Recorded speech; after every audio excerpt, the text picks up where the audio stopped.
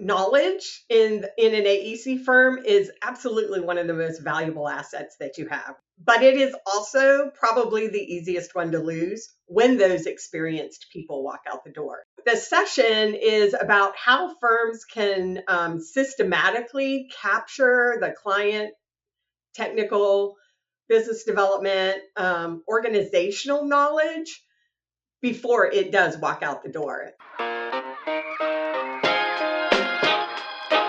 Welcome to Spill the Ink, a podcast by Reputation Inc., where we feature experts in growth and brand visibility for law firms and architecture, engineering, and construction firms.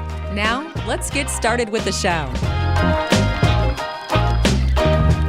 Hi, everyone. I'm Stephen Gallo, your host and VP of Client Services at Reputation Inc. We're a public relations and thought leadership marketing agency for B2B professional services firms, including those in architecture, engineering, and construction. You can learn more at rep-inc, that's Inc with a K.com.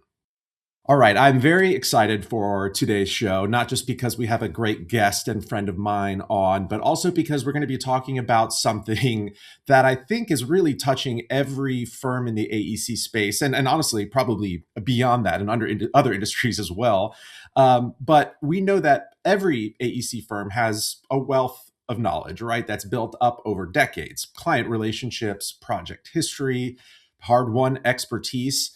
But with, like 11,000 baby boomers or so turning 65 every day and average employee tenure down to about 5 years or so, more of that knowledge is walking out the door than ever before.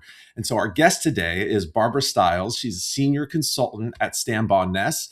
She spent 35 plus years inside AEC firms and now helps them think strategically about how to capture that knowledge, protect it, and activate it, including as a marketing and business development asset. So Barbie, welcome to the show. So glad to have you on. Oh, thanks. I'm glad to be here. So for those who aren't familiar with Stambaugh Ness, tell us about the firms you work with and your role. Sure. So Stambaugh Ness is an advisory and consulting firm, and we work solely in the architecture, engineering, and construction world. All of our clients are AEC firms, and the company has a very diverse menu of services that they can provide. And so we really help you with the business side of your business. So everything from compliance and FAR audits and government contract services and tax solutions, ERP software, workforce and talent solutions, outsourced accounting and IT. We also can help you with ownership transition, ESOP transition, mergers and acquisitions. But my group is the Strategic Growth Advisory, and we help firms grow and grow strategically and smartly and sustainably. And so we do a lot of strategic planning, marketing and business development assessments, some market assessments for you, client perception studies. And then we also do a lot of training. So a lot of training around seller doers, project manager skills, also marketing, business development skill sets, communication and leadership. So it is a very wide plethora of things that Stambaugh Ness can provide. Yeah, a lot of knowledge there. And as you mentioned, the training and I think the sustainable growth piece is a big part of that, right? It's one thing to grow, but to do it in a way that is tenable over a period of time. Exactly. And it's hard to do that, though, when you have folks walking out the door with institutional knowledge that may not have been passed down to sort of this next new guard or next generation of employees. So I know you've built a conference session around knowledge transfer. The rooms have been packed, I know, because I've been there for them. But for listeners who haven't caught you live yet, what's sort of the Cliff Notes version, if you will? So the Cliff Notes is, knowledge in an AEC firm is absolutely one of the most valuable assets that you have, right? But it is also probably the easiest one to lose when those experienced people walk out the door.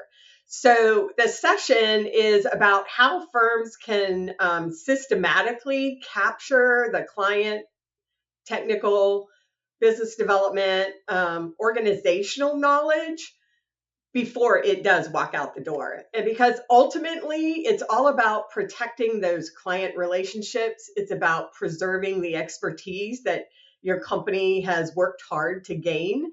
And also for preparing that next generation to succeed when they step up to those leadership levels.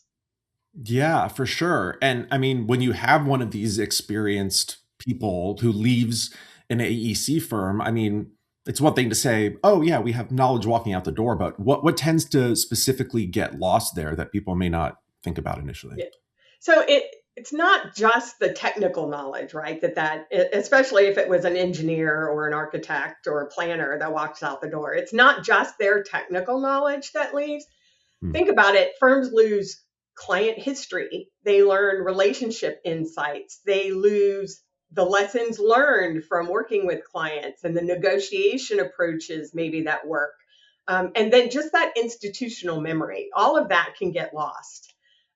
Senior staff often know things that aren't documented anywhere. Client preferences or the political dynamics inside of a client or decision-making styles that different relationships that they have like to use or their past project experiences maybe before they were at your firm. And then firms also, they can lose those company stories, especially if you're a smaller firm and your firm founders are retiring. true. Those company stories about how your company got started could be gone. And the cultural knowledge around your firm could go. And the context behind why certain decisions were made in the past for the firm and maybe even why processes exist now.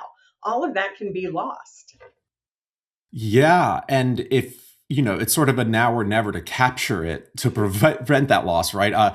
Not exactly a perfect metaphor, but right when I worked in TV news as a reporter, if you were, there was a, let's say, a house fire or something, it's always get the footage of the fire, what's burning first, and then we can get the interviews and talk to everyone else, gather it, because Right, once that is gone, there's no getting it back. And right. so, it's similar to when we're talking about this generational shift within firms.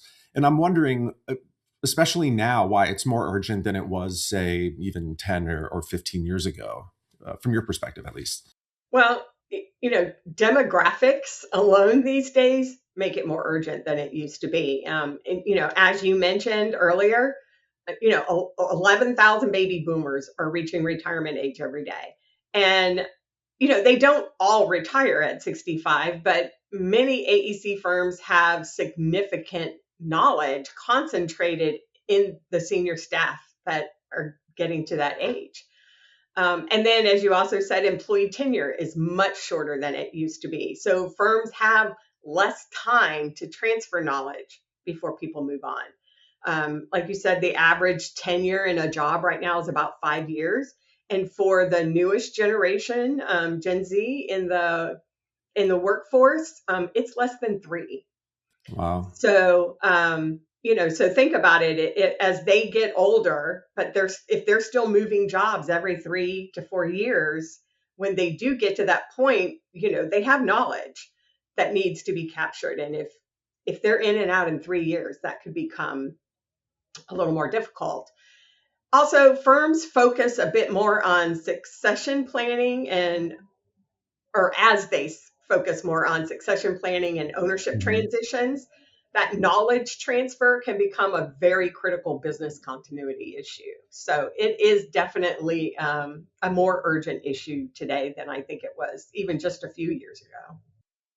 Yeah, that makes sense. And every firm is a little different, of course, but we tend to see them being really good about capturing project information, let's say, right, the nuts and bolts, because that's sort of immediately what comes to mind.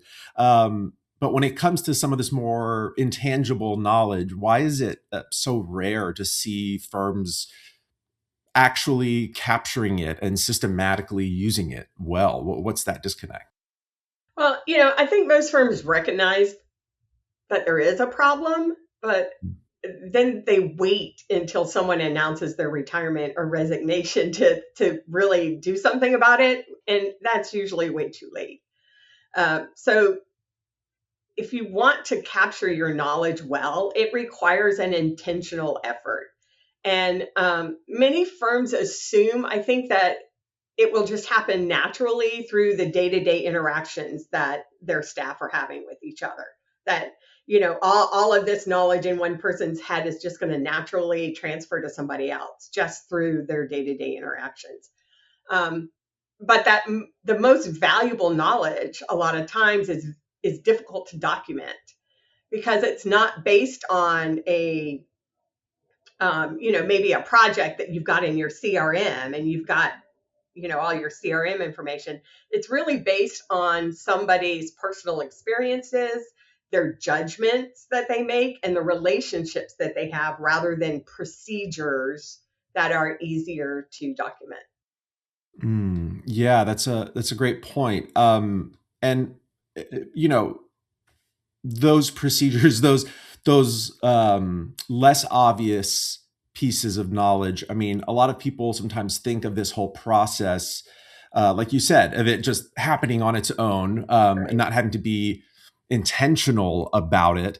But I imagine a lot of folks, particularly, in our audience, marketers, business developers, let's say, they think of this as maybe, oh, that's an HR problem, or this is an operations issue. What's your argument for why this is a marketing problem? Well, I think marketing and business development teams in most companies really are the stewards of the client intelligence, right? The company stories, the market knowledge, the relationship history. They're the stewards of all of that. HR isn't involved in most of that. Operations maybe, but they're not looking at it from a holistic viewpoint. They're looking at it from this is my client viewpoint. So I think marketers and business developers have a broader view on that. And then, when a rainmaker leaves your firm can lose decades of client relationship knowledge. And that kind of directly impacts future revenue, which marketing and business development teams should be a part of your growth strategy. They're a very important part of your growth strategy in your firm. And so they need to be involved in things like that. And, maybe a practical example of that is when a longtime client manager retires and nobody knows about that client's preferences, who the key decision makers are, the past challenges maybe he encountered with that client, or why they won projects in the first place. Those are all marketing and business development things to deal with. And so they have to be a part of the team. Not to say that HR is not a part of the team, not to say that IT won't be a part of the team when you're putting together your knowledge transfer program, but it definitely needs to be led by marketing and business development, I believe. Yeah, like you said, they're really the stewards of the stories, and have that interconnectedness that other departments just don't quite have that same perspective on. Exactly. And you distinguish between explicit knowledge and tacit knowledge, and I think this is interesting. Can you walk us maybe through that framework and why it matters for how firms kind of approach this whole process? Sure. So explicit knowledge is knowledge that is easy to document. So these are things like your CRM data, right? Your standard operating procedures. For HR, it's your employee manual. It's the workflows that your company uses, the project processes maybe you have, case studies on things that you've done. All of those things that are really easy to document, you can write them down and you have a library that you can put them in, right? That's explicit knowledge. Tacit knowledge is much harder to capture because it's based on someone's experiences, intuition, judgment, relationships. Okay. So that's a little harder to capture. And firms often really focus on capturing that explicit knowledge because it is easier to capture, but they kind of overlook the tacit knowledge side. And usually that's where the greatest competitive advantage that your company has resides is in that tacit knowledge. And so that's why having a knowledge transfer program that includes things like mentoring, job shadowing, storytelling, and not just documentation is very important.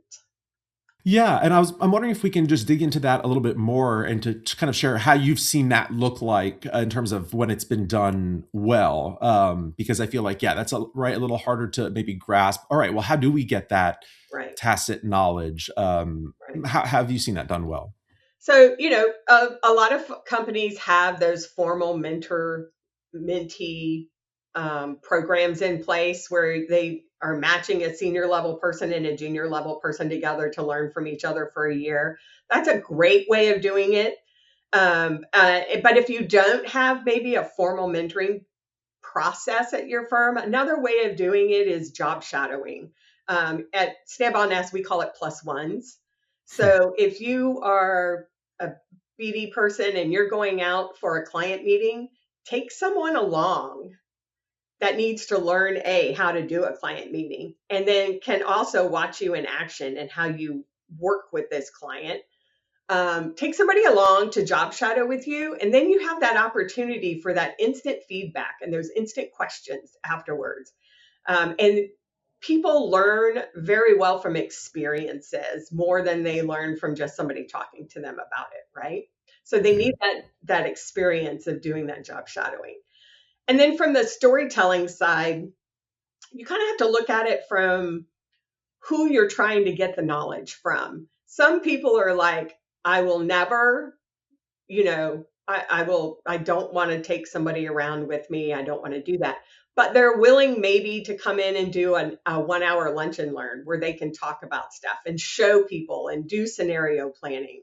Maybe you set up some sort of lunch and learn, program where all of these senior leaders are coming in and talking to more than one person at a time. Another way that I think works really well is, especially if you have like firm founders who are getting ready to retire and part of that succession planning, is you sit them down and videotape them and Mm. asking them how did the firm get started? Who was our first client, and how did that happen? And how did you build the culture? And have that video that then you can use forever, right? You can use it as part of onboarding for new folks so that they understand how the firm came to be and why it's successful. So there are just so many different ways that you can do that tacit knowledge. It just depends on the comfort level of what people involved in it want to do.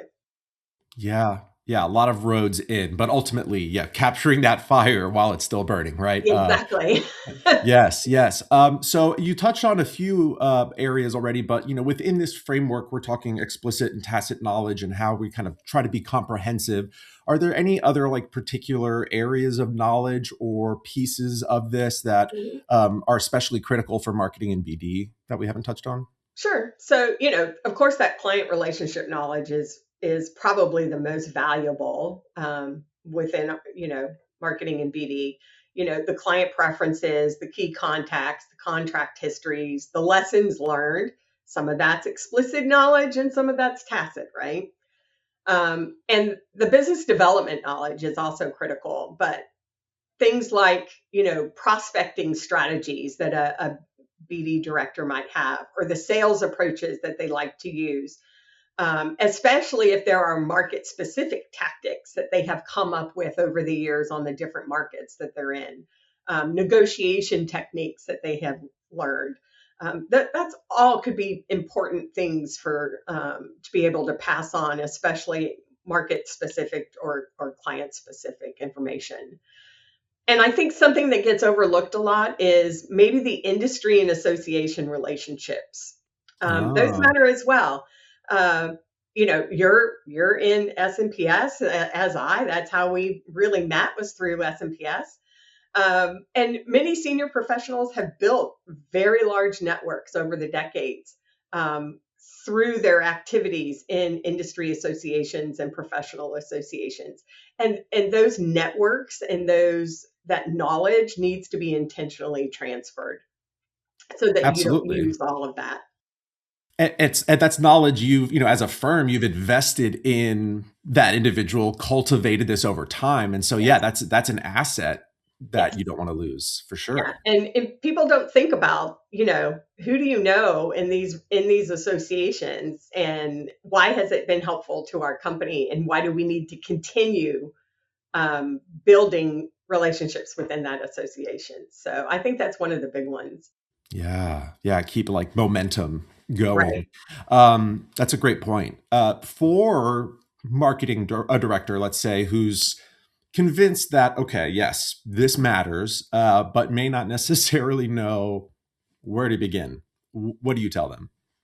I always tell them, especially in my conference sessions, because we talk about, like the end all be all, what your program could look like.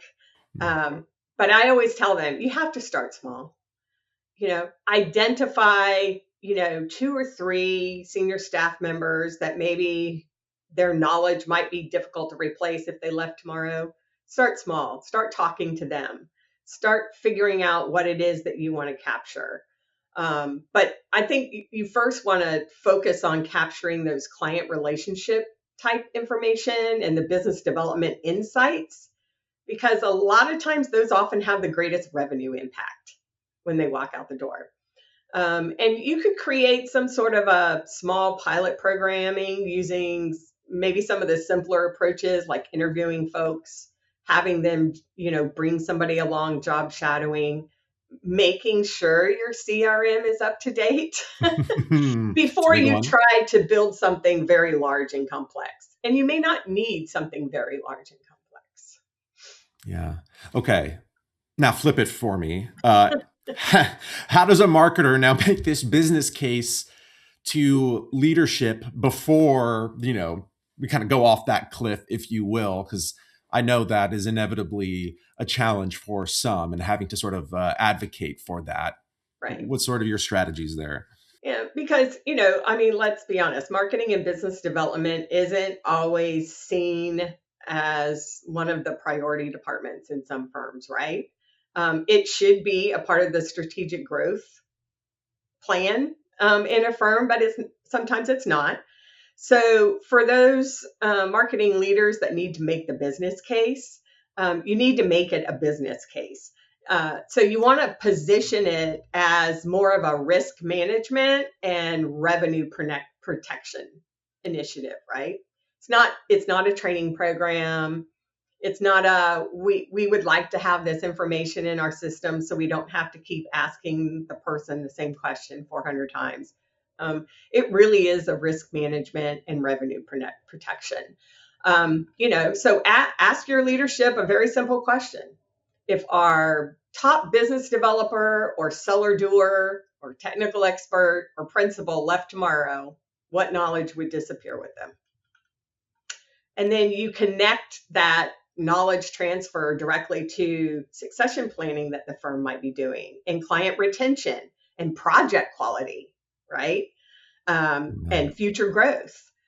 And then emphasize that the firms that don't do this, they end up rebuying. I say rebuying that knowledge that they already had because of Yeah, rework that's happening, lost opportunities because we didn't know what was going on, inefficient onboarding with staff. You end up rebuying all of that. So there is definitely a cost to maybe not doing it. And I think if you can structure it that way to firm leadership, it speaks more to them.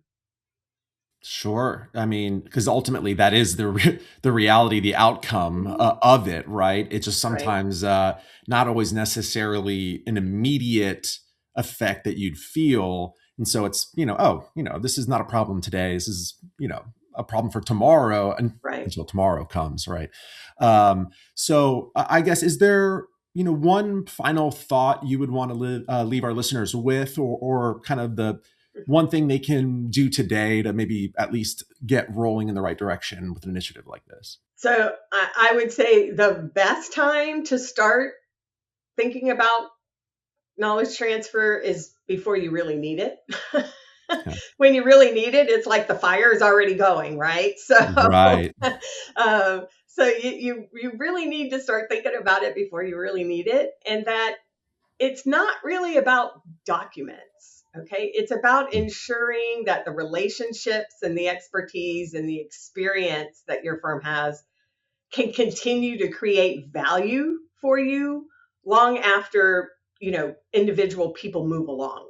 And firms that have that intentional knowledge transfer, they don't just preserve the past of their firm, they can really accelerate the future growth of the firm and the success of the next generation of leaders. And I think that's just a bonus to Yeah. knowledge transfer. Speaking of momentum, exactly. And yeah, I guess for folks who may want to learn more or get in touch with you, Barbie, what's sort of the best way they can reach out and learn more about the work you do? So the best way to reach out to me is probably by email. And so my email address is bstiles, Stiles, at stambaughnness.com. You can always go to the Stambaugh Ness website and click on people and find me there also. But I'm happy to talk with anybody about knowledge transfer or any other ways that I or Stambaugh Ness could help them in their firm. It's very true. And I can attest to that. Barbie is very good at transferring knowledge in general. So definitely take her up on that. And I'd be remiss, Barbie, you mentioned we're members of FSMPS, of course. I'm currently serving as the chapter president for North Florida. And you are serving as the conference chair for the Southeast Regional Conference, which is coming to North Florida for the first time. Yes, in about a decade since it's made its rounds around the Southeast to the different chapters. So yeah, I just maybe want to throw that out there. What's in the works so far, and what can folks look forward to? Yeah, it's great. We have a very dedicated planning committee that has already kicked off planning for the conference, which will be in Ponte Vedra Beach, south of Jacksonville, in Ponte Vedra Beach, in March of 2027. I think it's March 22nd through the 24th, 2027 at the Sawgrass Marriott Resort there. And if you want more information about the Southeast Regional Conference, the website is smps-serc.org. And you can see all the beginnings. Call for speakers will be out. If it's not already out, it will be out very soon. And we're looking for great speakers to come and share your new ideas and how can marketing and business development be a better influence within their firms, and what are the new outcomes that we can bring to our firms to make them stronger. Yeah. And it's a huge opportunity too. I mean, you've got hundreds of marketers, business developers, firm leaders, decision makers across the Southeast, kind of all convening in one place. Right. So yeah, from not just a knowledge sharing and learning and growth opportunity, but in terms of just networking and really growing your network, there's nothing like it. So, and plus I'm a little biased, but you get to come down by the beach here with us in North Florida. Not too bad, right? Come to Florida. It's great in March. March. Come to Florida. Wonderful. Well, thank you so much, Barbie. Again, we've been talking to Barbie Stiles of Stambaugh Ness about knowledge transfer in the AEC industry. Thank you again for your time today, and look forward to seeing you soon. Thanks. Appreciate it. Thanks for listening to Spill the Ink, a podcast by Reputation Inc. We'll see you again next time, and be sure to click subscribe to get future episodes.